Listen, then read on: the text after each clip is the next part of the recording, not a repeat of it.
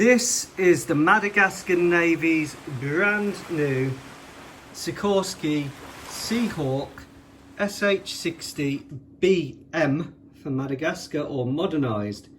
This is replacing the NH-90s, which quite frankly have been unreliable and poor in service, and they have been given to Oilam because Oilam is the NATO country nearby, or NATO aligned.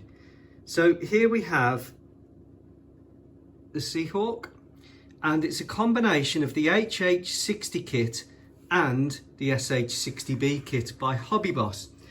I wanted to combine both kits because I wanted the exhaust suppressors to be on this model, and I also wanted the forward-looking infrared sight there. So this is a kit bash between two Hobbyboss kits. About £30 per model, and I've added some spare Chinook chaff and flare dispensers on it, and it's in the squadron markings of the Magikarps.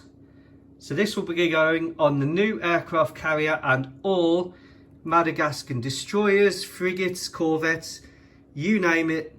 These are being rolled out, 54 purchased, a much more reliable and solid platform in my opinion than the NH-90. Let me know what you think.